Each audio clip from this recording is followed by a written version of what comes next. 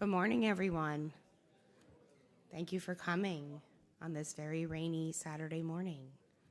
We were talking about what joke I should make this morning about the rain, and we came up with it's going to rain on our parade today. So, not a good one, but in true Lehigh spirit, we will persevere and we'll make it work. So, it'll be great. So, I hope you all had a great time yesterday and are looking forward to another exciting but rainy day today. I'm Stephanie Fisher, the Executive Director of the Alumni Relations Team. Thank you for joining us again to hear from Provost Nathan Urban. He'll be sharing updates on Lehigh's innovative academic initiatives, the university's growing research momentum, how we're engaging top students across the country, and forging strong partnerships within our community. Provost Urban will speak for about 30 minutes, and then there'll be plenty of time for you all to ask some questions, so think about them as we're going along. Now I'd like to introduce Provost Nathan Urban. Dr. Urban joined Lehigh as Provost and Senior Vice President for Academic Affairs in July 2020. Serving as the university's Chief Academic Officer, he plays a key role in advancing Lehigh's strategic vision, inspiring the future makers, in close collaboration with the President and other university leadership. In 2022, he was appointed to the board of Ben Franklin Technology Partners, a renowned startup incubator based in Bethlehem. And this year, Nathan was also appointed to the board of the Lehigh Valley Economic Development Corporation. Before coming to Lehigh, Provost Urban held faculty and leadership roles at both Carnegie Mellon University and the University of Pittsburgh, where he also earned his PhD in neuroscience and a BS in neuroscience, math, and philosophy. He also studied as a Rhodes Scholar at Oxford University, earning a BA in math and philosophy. That's a lot of degrees right there. Provost Urban has shared he was drawn to Lehigh by the strong sense of community on campus and the deep loyalty of our alumni, which is definitely on display today. So please join me in welcoming Provost Nathan Urban.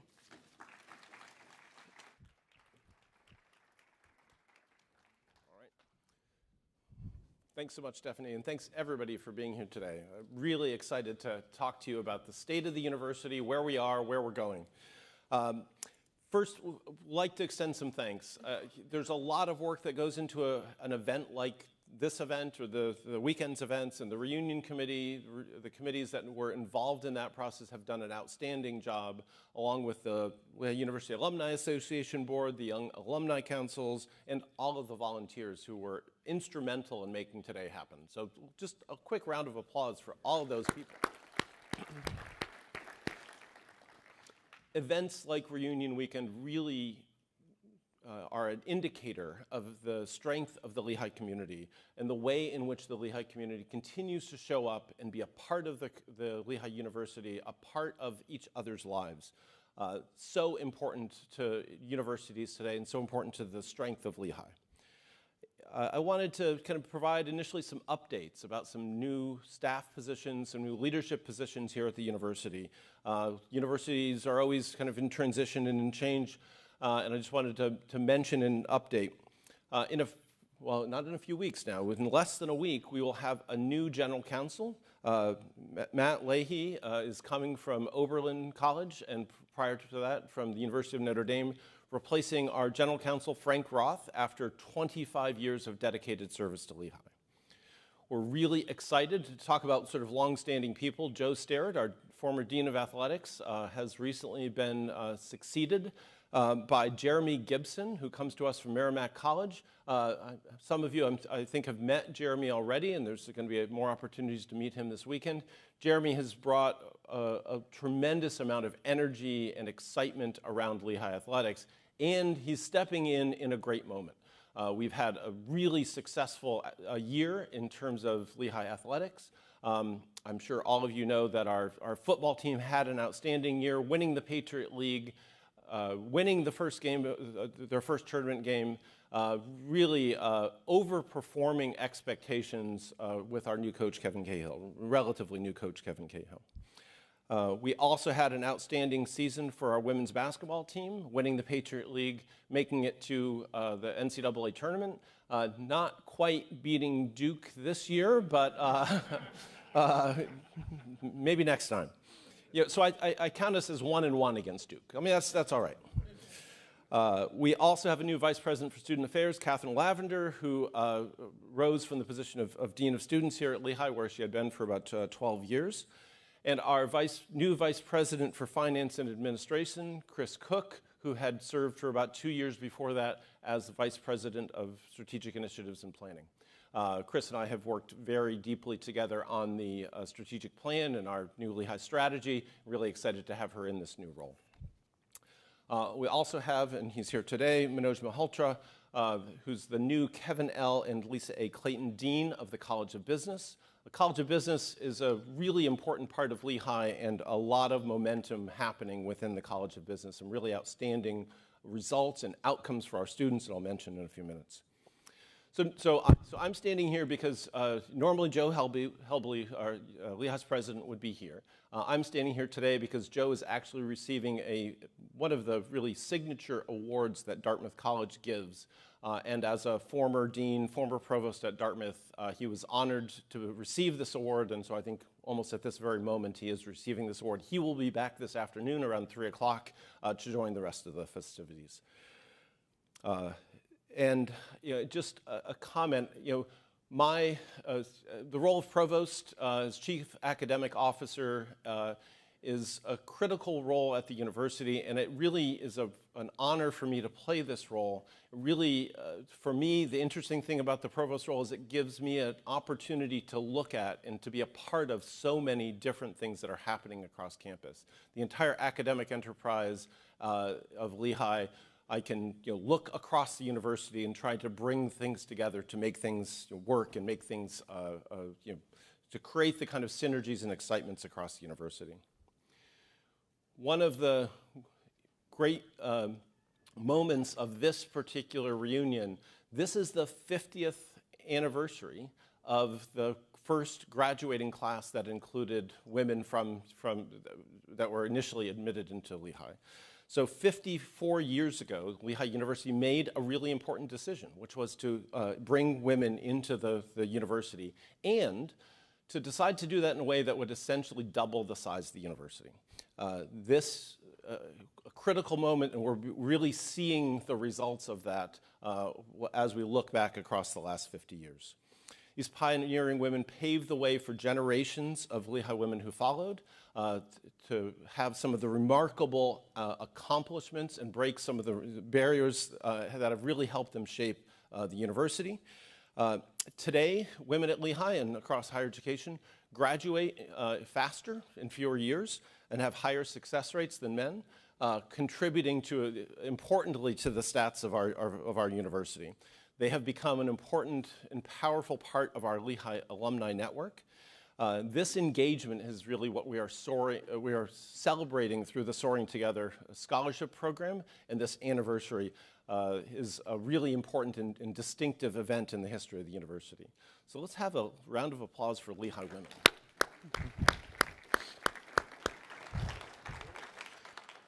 Are there any members of the original matriculating class of Lehigh women here today, this morning? All right, back in the room. A couple. All right.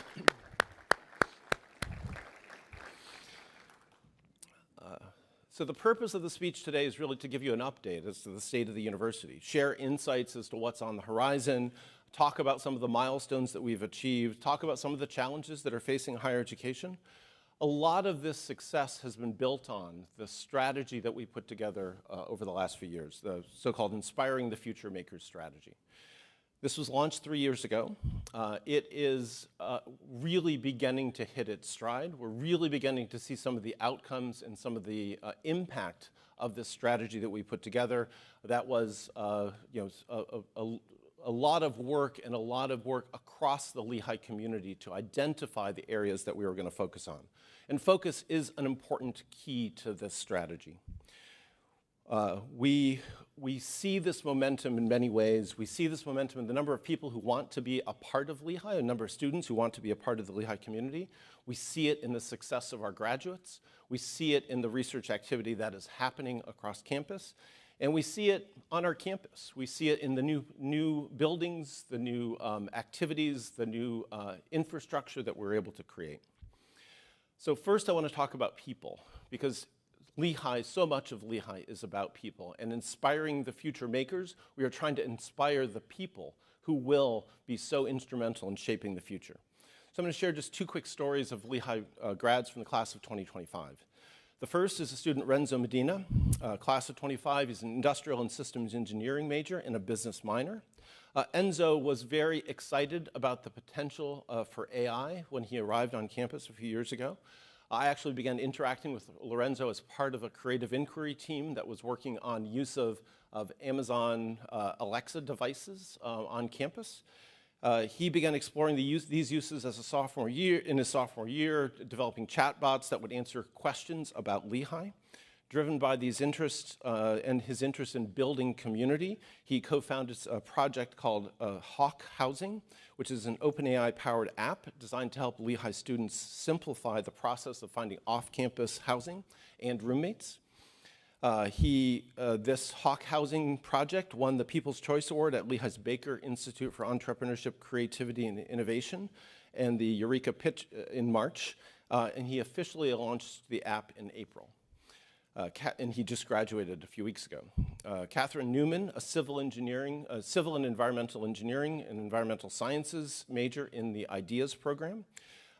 She saw when Hurricane Ida brought heavy rain to South Mountain in 2021, that was her first semester. This experience paired with her interest in hydrology and civil engineering piqued her interest in hurricane-related research. She started working at the Lehigh Valley Planning Commission during her senior year, where she aided updating stormwater ordinances to help reduce flooding in problem areas within the Lehigh Valley. She teamed up with Paolo Boccini in the Center for Catastrophe Modeling and Resilience, one of our new university research centers, and she'll be presenting her work from the Center for Catastrophe Modeling and Research at the International Conference on Structural Safety and Reliability in June in California. So it's really stories of students like Renzo and Catherine who are doing so much while they're here, doing so much at the time of their graduation. That's really an important part of what a Lehigh education can do. These students are not the only ones. They're not the outliers. They're not the exception, although they are exceptional. A Lehigh education changes lives. And we have numbers to prove it. We have the receipts, as some people say. Looking at the class of 2024, 92% of the graduates of the class of 2024 were employed or in continuing education within 6 months after graduating. This is impressive considering how much change is happening in the job market, how much was disrupted by the pandemic, and the uncertainty that's happening in the economy today. The average starting salary for this group was about $74,000.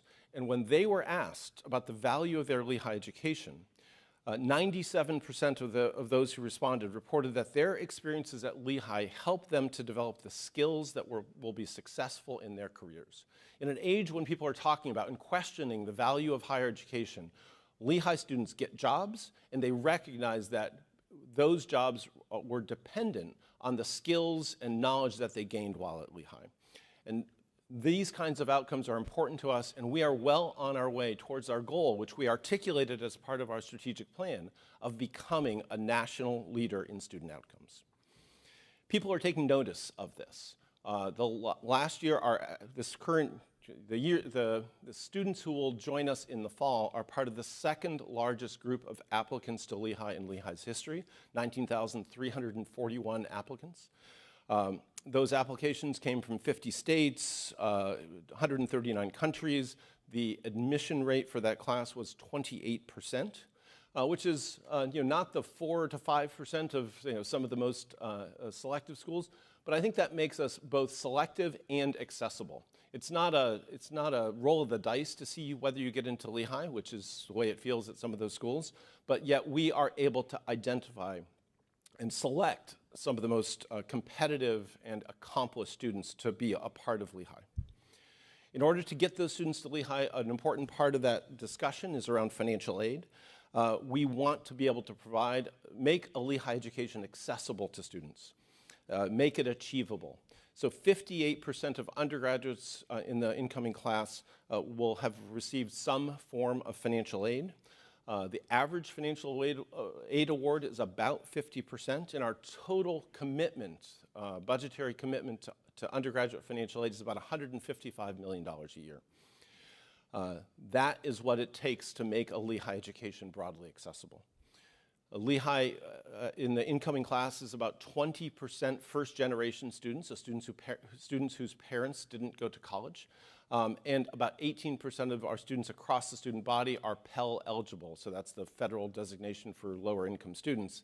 In our incoming class in the fall, that number of Pell eligible students will be about this is last year's class, the class that just finished their first year. About 23% of those students are Pell eligible. So we are committed to providing a Lehigh education to people who don't come from the highest wealth families.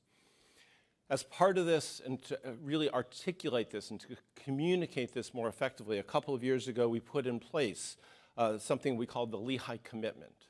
The Lehigh Commitment very simplifies the financial aid process in many ways, which can be a very complicated process. But the Lehigh Commitment says that if you come from a family with a family income of under $75,000 a year, you will pay no tuition when you come to Lehigh.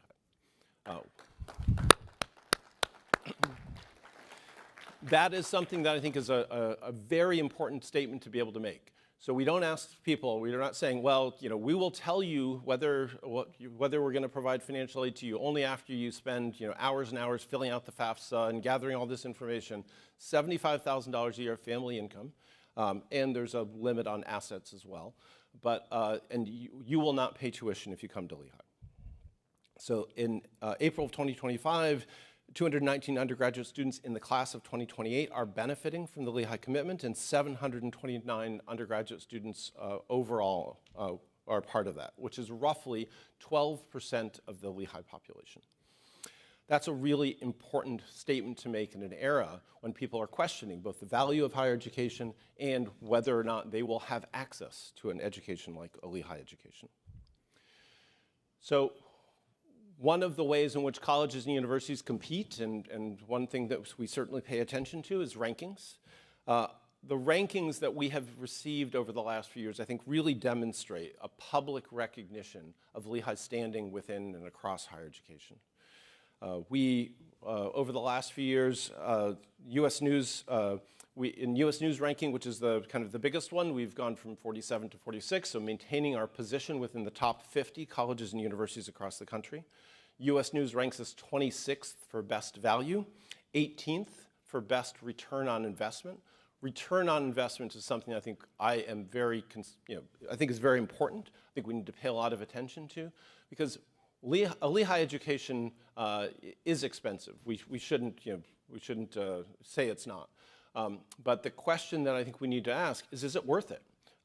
And the long-term return on investment of a Lehigh education being 18th in the country is something I think we can be immensely proud of.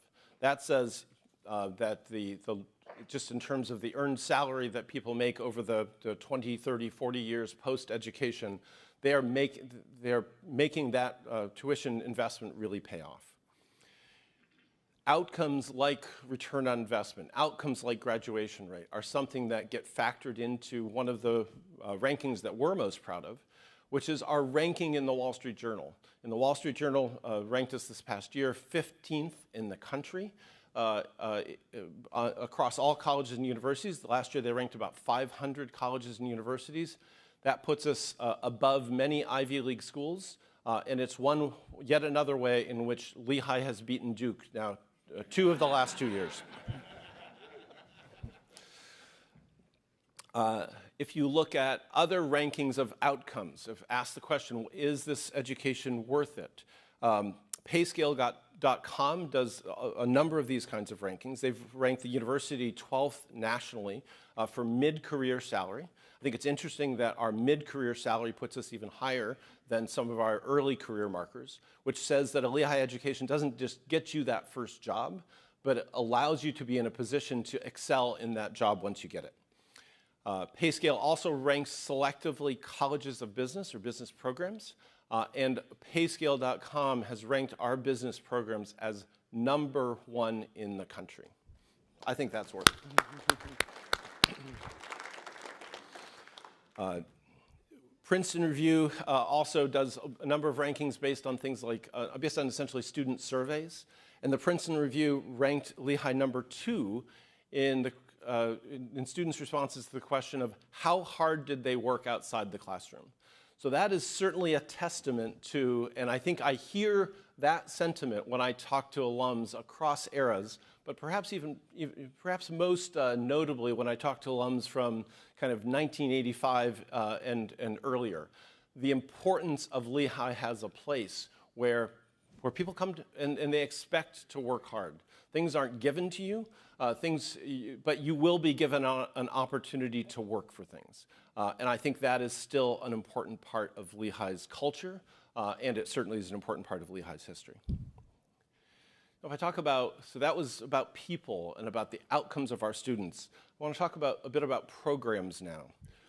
One of the things that we have worked on over the last few years, and which I think has long been a distinctive part of Lehigh's culture and Lehigh's education, is the degree to which we are a place where people come together and work on hard problems, where we have chemists and business majors, where we have marketing majors and philosophers coming together and trying to address practical, pragmatic, real-world problems. This is something that Lehigh is known for. We are doubling down on this interdisciplinary and cross-disciplinary aspects of our education. We are doing this in a number of ways. We have some really outstanding programs. The inter-college programs, IBE, IDEAS, computer science and business, are programs that are really unusual across the country. And the students that come into these programs are outstanding students, and they do great things once they're here. So these interdisciplinary, in some cases, Joe Helby likes to talk about them as even radically interdisciplinary programs, is something that we're seeking to expand. We've grown the number of students in the existing programs by about 50% since 2021. We have also created a new inter-college program between business and health.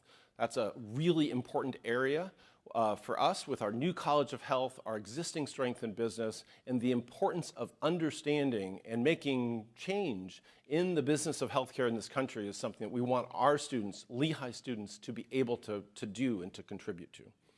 We're also looking at and developing a new program between health and engineering.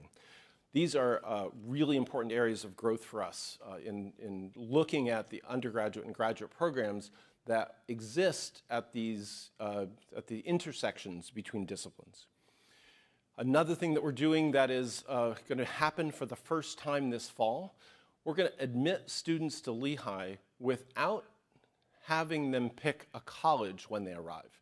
We're calling this an exploratory first semester. So rather than coming in and saying, yes, I'm a business student, or I'm an engineering student, or I'm an arts and sciences student, this cohort of students, which numbers about 12 or 13 right now and probably will grow to into the 20 to 40 range, will come in and say, we're going to explore what it is that Lehigh has to offer. And with guidance and with mentoring, we're going to help them understand what Lehigh has to offer in a way that allows them to then pick, by the end of their first semester, what college they enter. We've received a lot of positive feedback about this program and about this idea, because quite frankly, having 18-year-olds decide whether they're going to spend their life being an engineer or a journalist is something that it's a pretty hard decision for them. So we're trying to provide more guidance for them.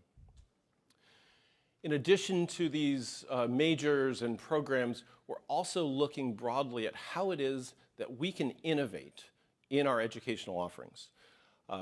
This educational innovation has become sort of a real area of focus across Lehigh. There are a bunch of things that are going on, but I want to specifically focus on how it is that we are reimagining calculus.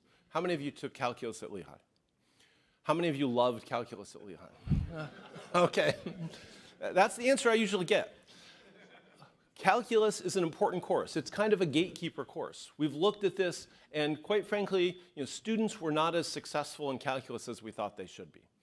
And we, rather than saying, okay, we need to go out and get better students, we said, how can we change the way that we teach calculus? How can we innovate in the way that we teach calculus so that it's more engaging, so that students maybe experience less anxiety about calculus, but know what they need to do to learn more to be successful? So we have looked at this, and we decided not to do one thing, but to do probably 3 or 4 things. So one of those things is an intervention that happens in class where we try to overcome the sense of kind of imposter syndrome that many students come to calculus with. I'm not sure that I'm good at math, or I'm not sure that I'm good enough at math. And so therefore, I'm going to be a little bit reluctant to go to office hours and display my ignorance. So we're working through an intervention that's happening in the class that we think of as a sense of belonging intervention that overcomes that kind of imposter syndrome. We're also using generative AI tools in calculus classes to try and help students have another way of getting tutoring or academic support through the concepts of calculus. And then one really interesting and really creative approach is trying to answer the question, which is really an eternal question, of why am I learning calculus and am I ever going to use this stuff? Okay? So that's not a rhetorical question for us. That is something that we actually think we want to try and answer. And so there's a group of faculty and staff at Lehigh who have taken up this challenge, and they have created a new 1-credit kind of additional course to go along with Calculus 2 that they're calling Calculus for Makers. And I have a quick video to show about the Calculus for Makers class and how it is that this is structured. So can we cue the video?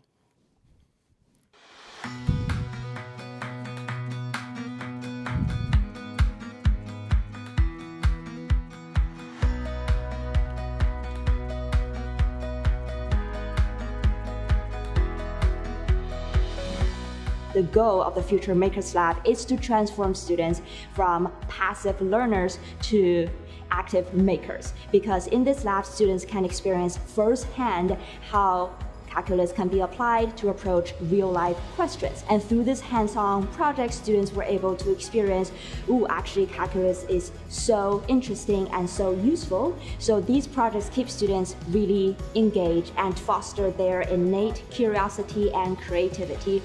So first of all, just being hands-on with stuff tends to get students more excited. You'll see this thing's going to be running. We came up with 3 specific labs. So the first one, the students build a pulse ox and a heart rate monitor, and then they're taking the real-world data from that. The second lab, they build what we call stress opticon, and we do some really cool stuff with the math behind how the forces change through materials as we apply force. And then you can see where the internal stresses are in that object. So being able to see it come to life and see the application is a game changer. A over 2 raised to the squared power. I want to teach the way I wish I had been taught. This generation of students is different, and they are really eager to learn with tactile, visual, hands-on experiences, building things, just like how we bring to life chemistry in the labs and physics in the labs. And that's the whole point, is to get students to understand the link there. The third module is actually my module, so I'm really excited about it, but we build a self-balancing robot using data from a gyroscope. I think this project was a really great example of how the tools that we have in design labs can be utilized in almost every department on campus. We feel that by building those core competencies in our labs, they'll have new problem-solving tools and skill sets that they can apply. As a result from this past semester in our pilot, we see a 66% grade improvement between the Calc 1 course and the Calculus 2 course. So I'm very happy with how our pilot turned out. I provide a platform for the students, and then I just stand back and let the light shine on the students for them to be the star in their own learning journey. And I think it brings me a lot of joy.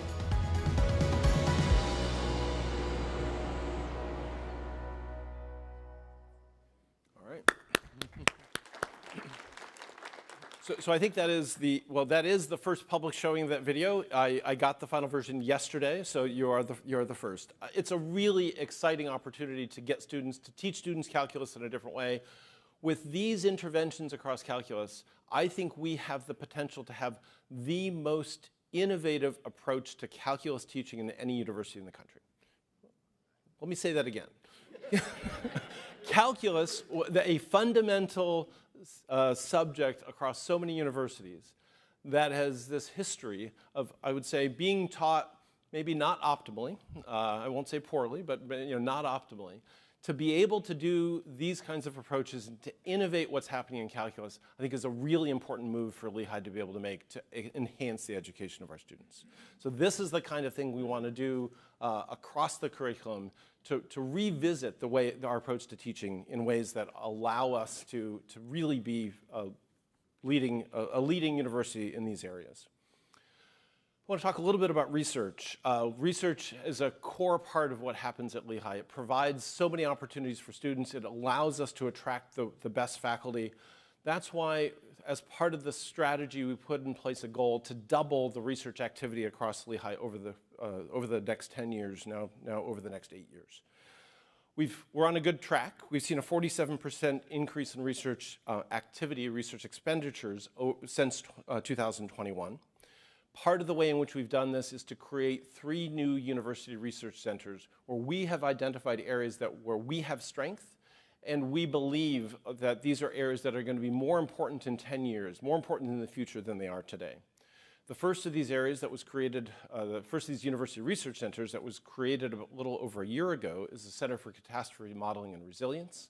This is a center that recognizes that there are increasing concerns about extreme weather events, about forest fires or wildfires, about hurricanes, about earthquakes and the damage that these events create. The center really involves a partnership between Lehigh University and a set of industries, especially the insurance industry,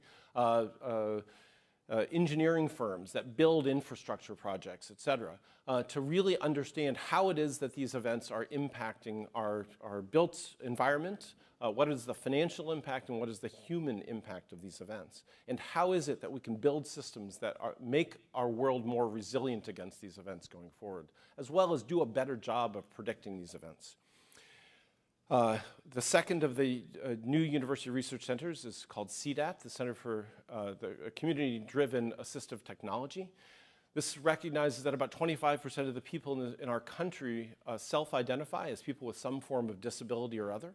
We're looking at ways in which we can use technology to enhance the lives of people with disability. One project is a project called Mabel, which is essentially an indoor wayfinding technology for people who are blind or people with low vision. It'll also help us find our way if we walk into a convention center or a stadium and we want to find our seat. It also provides an opportunity for wayfinding and indoor, kind of like an indoor GPS in these large environments. And the third university research center is called ACES, Advancing Community Electrification Solutions. This is a center that really is responding to the observation that over the next 10 years, we're expected to have a huge increase in the demand for electrical power in this country. This is being driven by the electrification of transportation, but also increasingly by data centers and the electricity demands for AI, especially AI-driven data centers. I had a conversation with the leadership of PPL, the electric utility here. They currently distribute 7.4 gigawatts of electricity to their service area. That's their peak distribution. They have requests currently only from data centers for an additional 11 gigawatts of distribution. Huge demand coming, and we want to be the university that helps that industry understand how it is that we can solve that problem, how it is that we can do that in a way that is sustainable, that's not disruptive to those of us who like our electricity coming to us. So these are 3 new university research centers that are a part of this effort to increase research activity. We're already seeing some payoff for that, both in terms of the federal funding for these efforts, and also you may have heard that we recently crossed the threshold to become what is known in the industry, in the higher education industry, as an R1 university. That is, we are in the category of the most research active universities in the country. And that is a goal that's been talked about at Lehigh, my understanding is, for at least 20 years. How is it that we're going to do that? How is it that we're going to position ourselves to become a part of that club? And we've done it. We've crossed that threshold. that has gotten us into some very interesting conversations across the Commonwealth of Pennsylvania, specifically about data centers and specifically about how it is that universities can contribute to the economic activity and economic development in Pennsylvania. So there's a lot that's happening here at Lehigh in the research area, and certainly a lot of that is being driven by incredible work of our faculty, our academic leadership, our chairs, and our deans. Another important part of where Lehigh is and where Lehigh is going really reflects place. We have done a lot to improve and enhance our campus.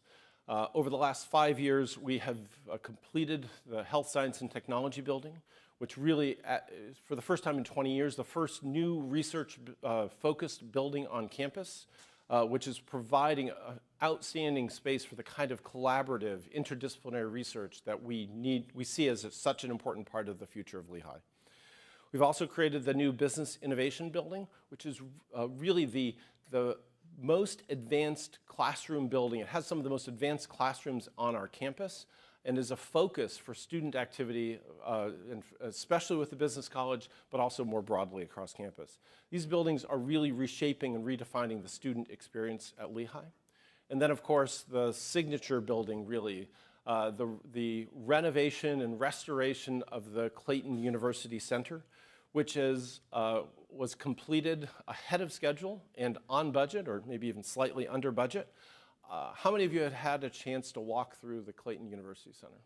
It's really a remarkable transformation. And the students who, as soon as we opened it in January, the students were already kind of flocking to it, discovering it, rediscovering it in some cases, finding the interesting nooks and crannies in the building. And then on the outside of the building, we have a really new signature feature of campus, which is the fire pit, which our alum, Gary Pan, was so generous to donate for. So the Clayton University Center is really redefining the student experience on campus. And really, we're just getting started. We're looking at new undergraduate housing. We're looking at other ways in which we can continue to transform and update the campus. A part of that transformation will involve our mountaintop campus. There's a lot that's going on up there. We've been doing things, some of our most actively growing departments, including art, architecture and design, computer science and engineering, are located on mountaintop. Our biological sciences department, which is located up there, has had the fastest rate of growth of research activity, of external research funding of any department across campus. And there's been about a 25% increase in just the human traffic up to Mountaintop campus over the last few years. We're also interested in finding ways to better connect the Mountaintop campus with the Asa Packard campus, and then beyond that into the Goodman campus. So there's a real sense of momentum that's happening here at Lehigh. There's so much that's going on, that's being reflected in the attention that we're receiving from the outside world. A lot of this has really come from the areas of focus that we've identified as part of our Lehigh strategy. I think a lot of it also has been driven by Joe Helbley's leadership and the confidence that is created both internally and externally from the approach that Joe has taken, the kind of systematic, roll up his sleeves, authentic approach that Joe has taken. And I think he deserves a tremendous amount of credit for the progress that Lehigh has made. I'm sorry that he can't be here. I often get the question, I got it a couple times this morning, how can I help? I'm talking to alums, I'm talking to parents in some cases. They recognize this moment. They recognize that there's a lot going on. They recognize that they owe a bit of a debt of gratitude to Lehigh in different ways, and they want to know how they can help. I think one of the most important ways is that you can talk about Lehigh. Spread the word. Talk about some of the things you've heard today. If you want more, more talking points, we can certainly give you more talking points. But tell the story of Lehigh. Help us to tell the story of Lehigh in your neighborhoods and your networks. I think it's also really critical, and I think we do a good job of this, but of course can always do better, connect with current students. The current generation of students in many ways wants and needs guidance and mentorship. We provide that a lot with our, internally to Lehigh, with our faculty. I think our faculty are very accessible to students. They provide a great resource for students. But students want to know about people who haven't spent their lives being faculty. They want to know about students, about Lehigh people who have gone on to careers in a wide variety of industries, worked in government, worked in nonprofits. They want to understand what their future looks like by talking to all of you. And so find ways of engaging with students. I think that's a really important way in which you can help support our mission. That mentoring helps us to enhance the outcomes of our students. And student outcomes, as I've said, are a central priority to what we're trying to do. Do stay in touch, find out, learn more about what's happening at Lehigh. We are happy to host you at events like this and Family and Founders Weekend in the fall, et cetera. And then I would say it's really critical to support Lehigh. We have a relatively new Vice President for Development and Alumni Relations, Carol Packard. Carol has been doing an outstanding job. She is full of energy and full of leadership and incredibly competitive. And all of those are great characteristics in a chief fundraiser. Universities, the most exciting and interesting things that universities do, we can only do because of philanthropy. We can only do because of the kind of gifts that people make to the university and recognize the importance of the vision that we have and the things that they want to do. There has been a tremendous amount of excitement about Lehigh, and that has been reflected in giving to the university. We very recently, within the last week or so, crossed the threshold. So the capital campaign that was started in 2018 has crossed the $1 billion threshold. I think that's, and that is thanks to many people in this room, and it I think is fitting that the single gift that put us over the threshold came from class of 75 and Board of Trustees Chair Vince Forlenza, who's sitting there in the middle of the room. Vince's vision and commitment to Lehigh University and especially to the College of Health, that gift was made for scholarships and student support in the College of Health, has been instrumental in our success. But it really, the philanthropic goals that we've set really require help and commitment and investment from many, many people. I think, in fact, we not only in the last week or 10 days crossed the $1 billion threshold, but I heard this morning we're now at $1 billion plus 5 million. So we're a little bit above $1 billion. I will remind you that the goal of the capital campaign is not $1 billion, so we're not declaring victory, but it's $1.25 billion. So we have a little bit to go, but I think we have fantastic momentum. One other indication of engagement is that the graduating class, the class of 2025, this year, for the first time in a few years, we put together a class giving goal, and 52% of the members of the class of 2025 gave to the university in their final year. So that's also a goal worth celebrating. And I would say, despite all the storied history of Lehigh, I think in some ways there has never been a better moment for Lehigh University in terms of the impact that we're having, in terms of the kinds of students that we're getting, in terms of the outcomes of those students, and the most important thing, the work and impact that the university is having in the region and in the country. I think the region and the country needs Lehigh today more than any other moment in its history, and I'm really proud to be a part of this moment. So thank you very much.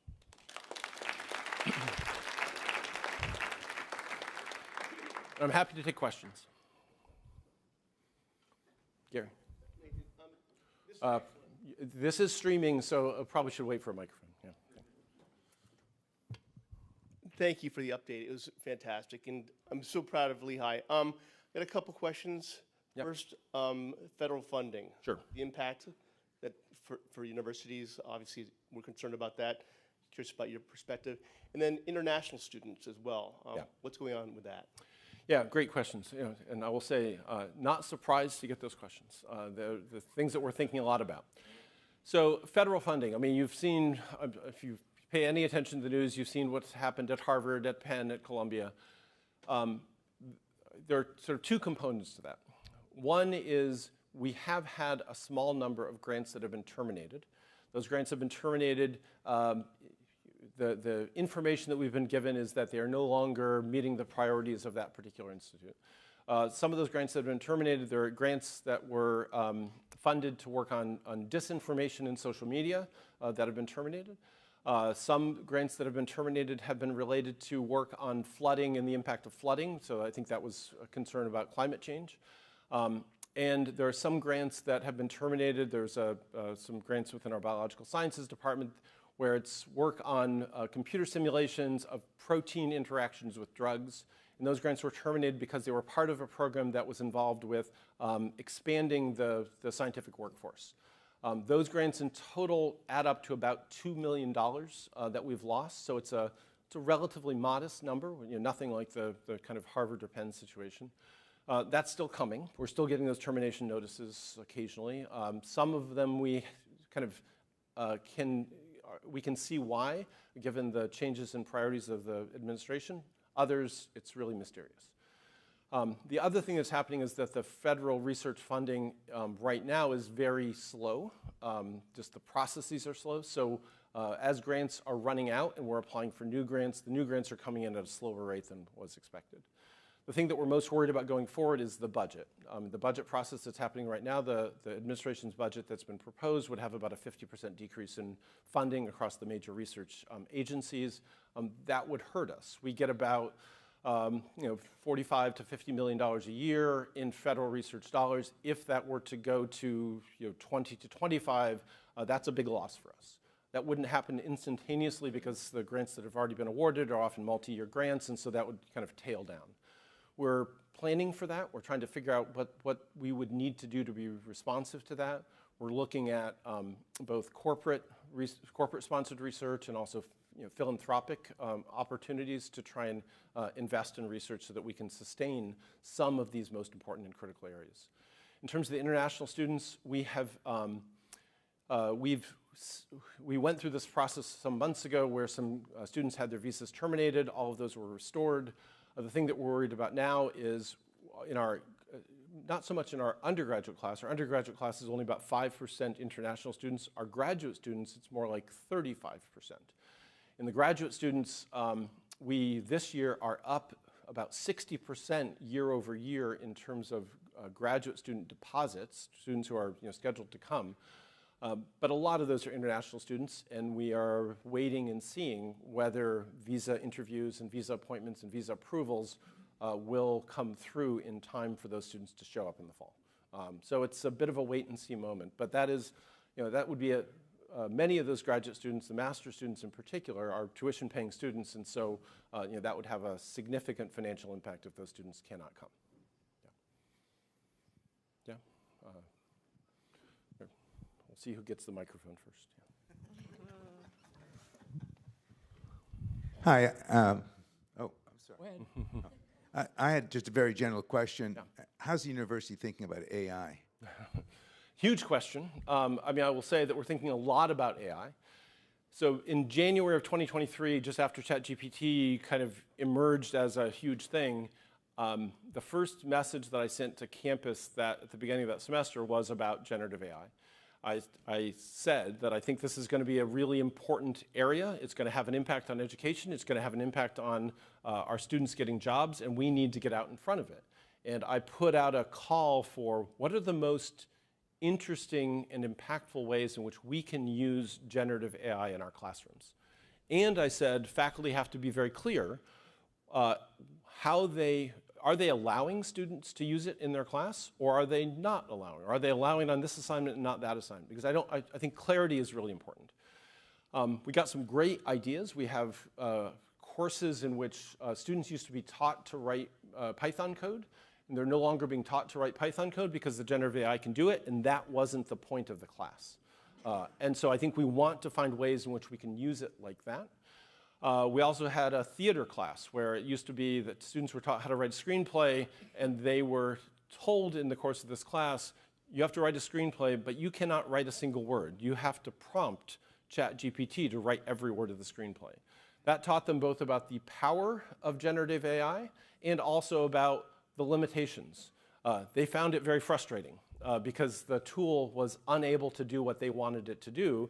And so there are lots of examples like that where we are incorporating it into learning. The College of Business over the last year declared it the year of education in AI, or AI in education, and incorporated that into many of their courses.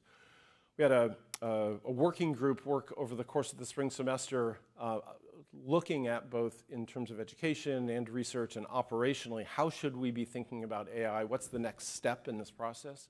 There's a set of recommendations that we're looking at that include whether we should have a kind of AI fluency requirement or a generative AI fluency requirement, whether we should start to incorporate generative AI in other business operations. The operational area where we've most deeply incorporated AI so far is in our admissions operation.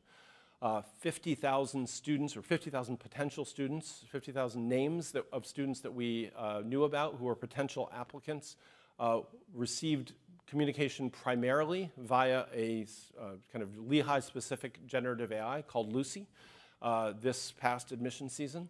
And we saw pretty strong uptake and pretty strong conversion of those students from names that we knew nothing much about.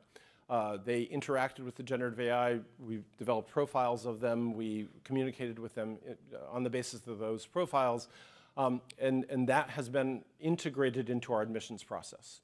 So we're very actively looking at the ways in which we can use it. And I talk about this frequently, and I say that with students, we need to teach them how to use it effectively and ethically, because there are important ethical issues associated with AI, issues related to ownership and intellectual property, issues related to bias, and I think this is going to be a part of our world, and I want Lehigh students to understand how to use these tools, and I want them to understand when they shouldn't use these tools.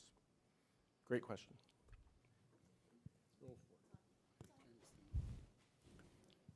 I live in Louisiana. I got 3 grandkids. I got 5 total, but 3 of them might be brilliant, okay? Okay. I won't ask you which one's which. Well, one's got the thumb addiction, And so I'm trying to think of ways of getting them out of the Southern mindset. Okay. Not go to all the time, but getting them to come up here to Pennsylvania like I did would be challenging.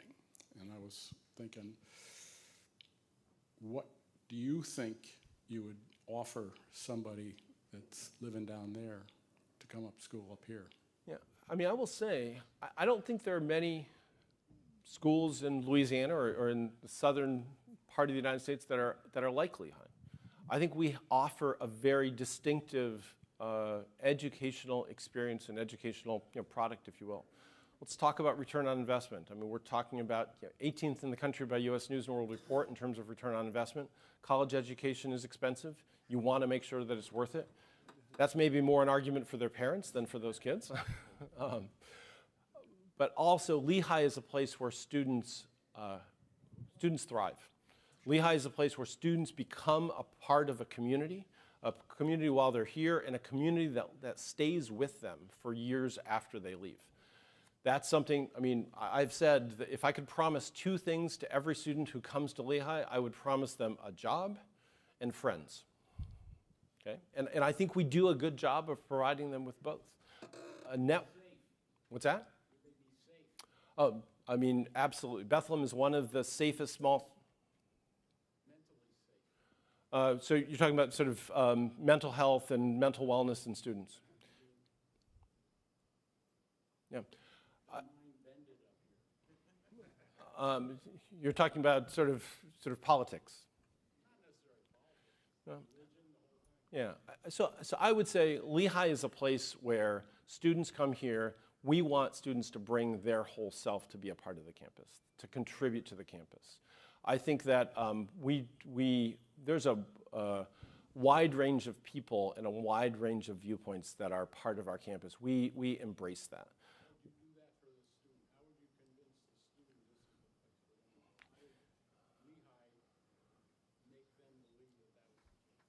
I mean, maybe we can have a conversation afterward, but I think that bring them up here, give us a chance, let us show them the campus and talk to them about what it is that Lehigh offers and the wide range of students who thrive here. There's no one type of student that thrives at Lehigh. Happy to talk to them or have them talk to our folks in admissions. Yeah. There's somebody in the back with a microphone. Can we get a microphone up here? Yeah. All right. Provost Nathan. Yes. I'm from the sunny South, whoever that Louisianan is. And South is a very diverse place, of course. I'm from Durham. I'm still actively teaching. My name is Dan Richter from Duke University. I'm a professor there. I'm not in leadership, but I do have something to say about the political moment. I really find my leaders to be, in my humble opinion, to be talking in the wrong way. They use words like terrified, dire implications, and I very much appreciated what I thought I heard from you, brief conversation, about the confidence that we can exude and the fact that we've got a lot of power in our institutions non-politically without thinking about politics and thinking about what our institutions can bring to the table, and we're here for the long term. And I'd like you to take back to the president of Lehigh the notion that we can use that language out there in the political world as well. Yeah. Thanks for the comment. I do think I'm a firm believer that if you look at the world and what does the world need today, the world needs talent and the world needs innovation. Given our economy, given what's happening in society, and the world needs community. I think those three things are critical to this moment across the world and across this country. If you ask, where can we create innovation and talent and community, I think Lehigh is a place that creates, every single day, creates all three. Therefore, I think universities like Lehigh are among the most critical institutions in our country and, quite frankly, on our planet. And whatever's happening in the outside world, we need to keep focused on that mission. That is what we're here for. That is what we are paid to do, and that's what we're committed to do. If we're not confident in that, if we're not confident given that mission and given that mandate, if we're not confident in what we're doing, then shame on us. We need to be convinced that no matter what's happening in the outside world, if we are committed to those things that are critical in this moment, in this country, and in this world, that we better succeed. It's on us. We have to be confident that we're going to be able to provide the talent, the innovation, and the community to the world. There's a question back there. Oh yeah, here. Hi, my name is Celeste, and I am one of the first 12 women from the class of 1973 to receive a degree from Lehigh. Congratulations. So I was only here 2 years, but they were 2 tremendous years. So my question to you is, of the 4 colleges in Lehigh's domain, which of the 4 has seen the most growth, and which of the 4 do you foresee having the most growth? Well, so I will clarify that there are 5 colleges, okay? So arts and sciences, engineering, business, education, and then College of Health that we added about 5 years ago. So friendly amendment. Certainly, if you just look at percentage growth over the last 5 years, the growth in the College of Health has been from essentially 0 to 25 faculty and 70-some students in the incoming class. So that's had the most growth. And I think that the College of Health will probably be the place where we see the most, at least percentage growth over the next few years. We are still in a startup moment for the College of Health. We're still in a growth environment. We're still building programs. We're still enhancing the faculty. And that's a reflection of the fact that healthcare is 20% of the US economy. And we need to be in a position to provide the kinds of talent and innovation that is necessary for us to enhance and improve our healthcare system, and there's tremendous opportunity for Lehigh students there. You know, over the last, putting aside the College of Health because it's gone from zero, you know, over the last few years we've seen a lot of growth we've seen more growth in arts and sciences and in business, and you know, different ways of measuring that growth in terms of numbers of students, undergraduate students, graduate students.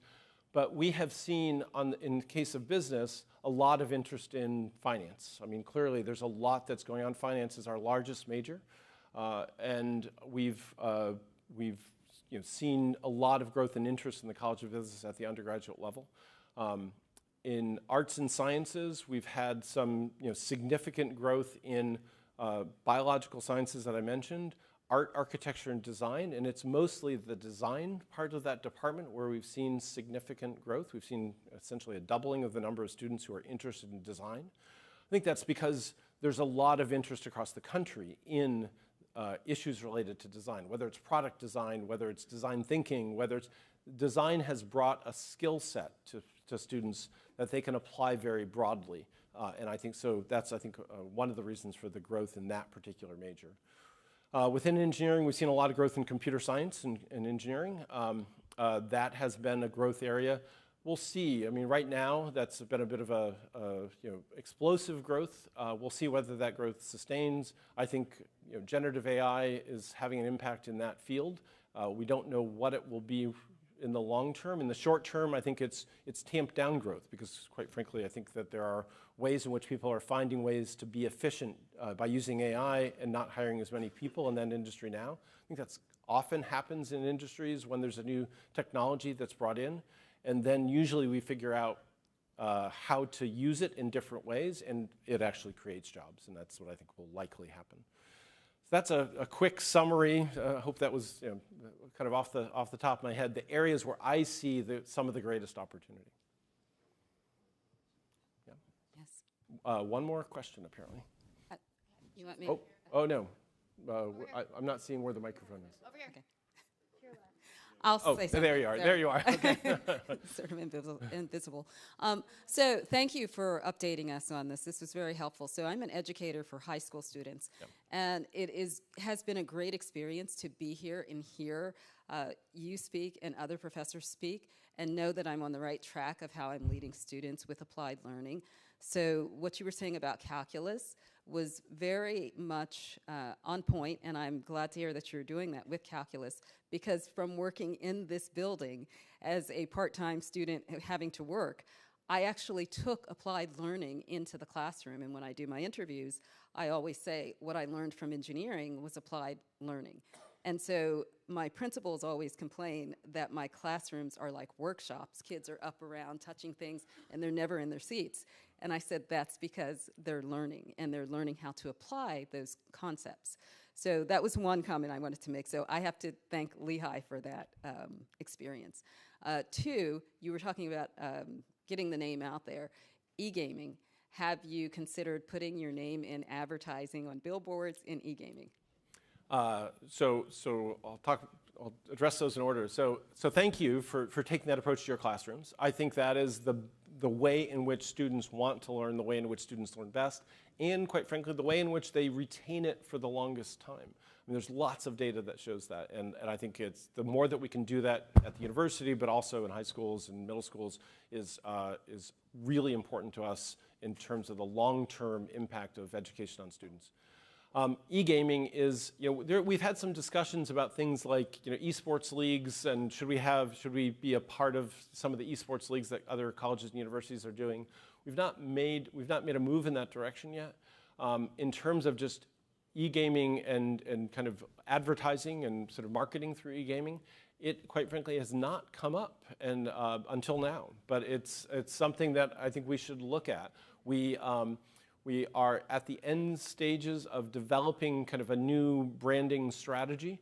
And so over the next 6 months or so, we're going to be looking for ways in which to take that strategy out to market, whether it's print ads or whether it's digital ads or whether it's ads in airports or whatever. But I will certainly add ad placements in e-games as a potential direction for that. again, not something that's come up, but I appreciate you raising it. Yeah. Oh, this is the last question. Is on. This is not a question, it's a comment. I've never heard of a provost being honored before. To have Joe Helpley being honored by Dartmouth is just incredible.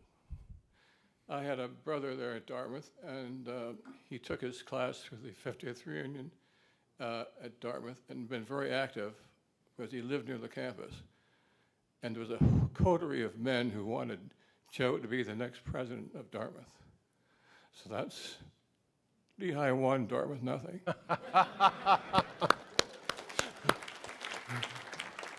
And on a personal note, if I may, the picture behind you keeps showing the mountaintop campus.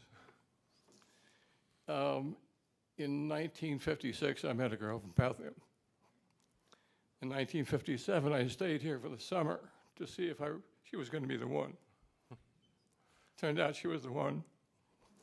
I worked in the mountaintop campus. There was nothing there but trees, and there it is right there. I was a lumberjack for the Bethlehem Steel Company, and there was nothing there but trees. And I had poison ivy from my nose to my toes. And it turns out the girl was the one 67 years ago. Wow.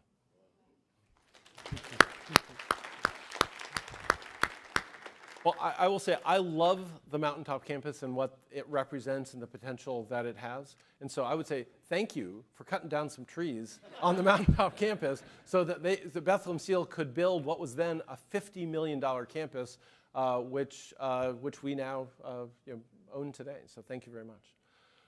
Well, thank you all for being here. Thanks for all that you do for Lehigh. It's been great to have a conversation with you. I know Joe sort of misses having this kind of engagement and interaction. I'm sure he'll want the play-by-play. He'll probably watch the video and he'll probably critique me on the video. But we're really happy to have you. I hope you have a great remainder of your reunion weekend, and thank you so much for all that you do for Lehigh.